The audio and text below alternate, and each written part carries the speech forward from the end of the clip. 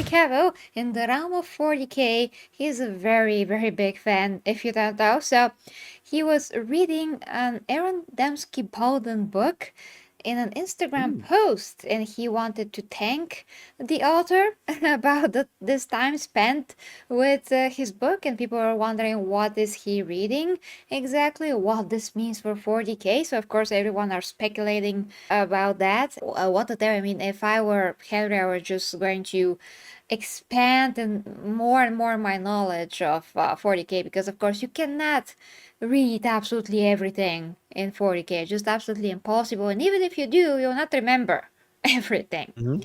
So Right. maybe he has a particular idea of what he wants to do, because the Amazon project is still ongoing and stuff are being probably written down, like ideas, concepts in general. Is it going to be a movie? Is it going to be a TV show? So if I were Henry, I have to get my head in the game, so I would definitely read something. So yeah, what do you think? Right.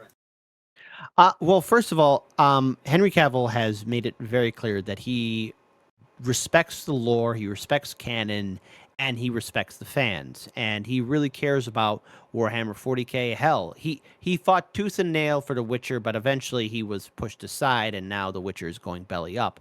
So what I think Henry Cavill is trying to do here is, since he's a big name celebrity, and this is a passion project that he loves, I think what he's trying to do is bring in normal people like, hey, this is something that I like.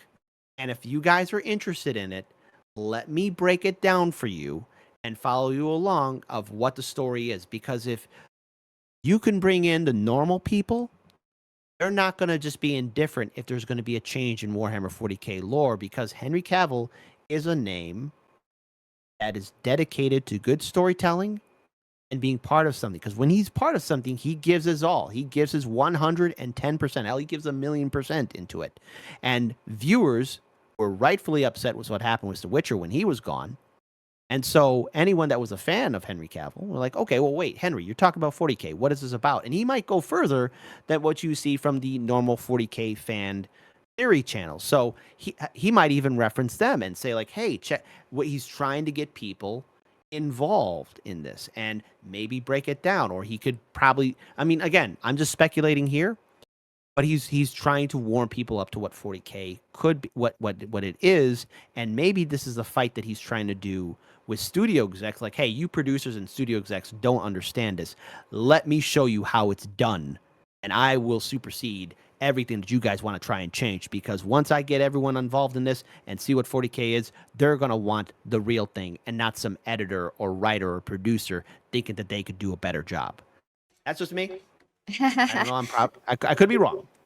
Okay, well, most importantly, I think that this is going forward. There's no signs for us to think that this is not. There are some channels, unfortunately, one Endymion Pretender that makes videos all the time, like Henry Cavill quit or something. So I He's had not to, quitting. He's yeah, not so quitting. I had to do a video about this. He quitting? Of course, no, he's not.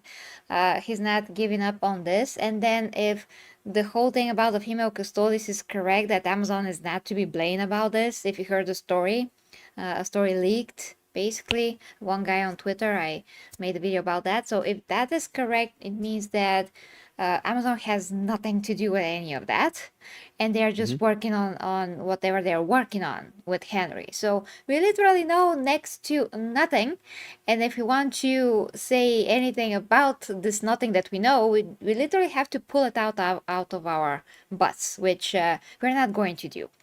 Right. So we only can think, knowing what Henry said before, his whole attitude towards 40k, we can only make like an educated guesses about his whole idea and how is he handling this. But I do think that he's handling this with a lot of respect and love towards 40k, and I do think that he is working on this as his priority, because it is huge undertaking, and if he is not doing this as his priority, we're not going to see anything by 2030.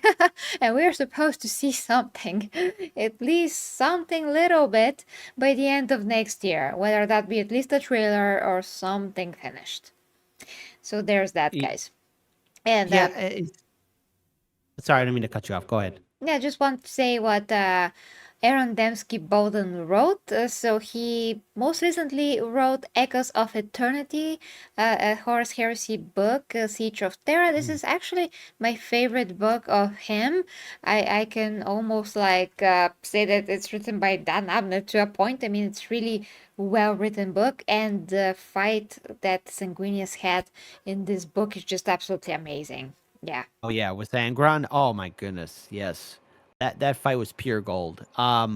Especially when you hear Sanguinius saying like, "Hey, I free you from this," or he said something of that nature to Angron, like, I free you from this torment." And again, that this just goes on capturing just how much of a boss character it was, because for a long time in Warhammer 40k lore, it was speculated: did Sanguinius fight Angron? Did they fight? Did they not fight? Did Angron win? Did Sanguinius win? Like there was this big question mark of what went down between those two, and what we got was actually very satisfactory. I think I'm going to say it's very satisfactory. You feel Sanguinius's pain going up against his own brother who has fallen to chaos. Just wanted to touch upon some of the books that he also wrote. So actually the first ever books that I ever read, I ever listened to, an audio books that I ever listened to in 40k, was exactly Void Stalker, the Night Lord's omnibus. I listened to all of those three, and I did enjoy them. There are some super massive details that I always explain and say in a funny way, how he explains some things that are just so detailed. You know, not my favorite type of a style, but he's not doing that every time. Other than that, it's extremely impactful book, and really you really are immersed and you are transported there, which is very important. This is something that not many authors can do to such an extent. I think that Aaron really does it extremely well. Then there was the Master of Mankind. I'm not a huge fan because I expected more of the Emperor in this book, and there's really not for a book that is called The Master of Mankind. You really don't get what you would expect from this book. I just didn't. And of course, a lot of people know about one of his most famous books, which is Hell's Reach.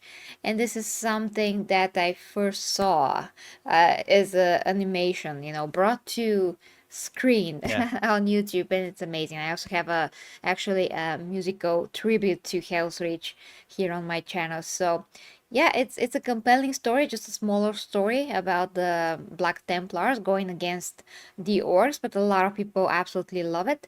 The other Mhm. books that I'm seeing here in this list, I'm pretty sure some of them I have read, but not all of them. So yeah, I'm yet to dive in more into Aaron Dembski-Bowden as an author, but at least I have a few books that I read of his. So yeah, that's it. Hell's Reach, pure work of art. And I remember I showed it to one of my friends, and it was like, wow, this was a great movie. This was, because I showed him the animated film, and I said, like, this is based on, like, there was some stuff that look, the animator did a great job.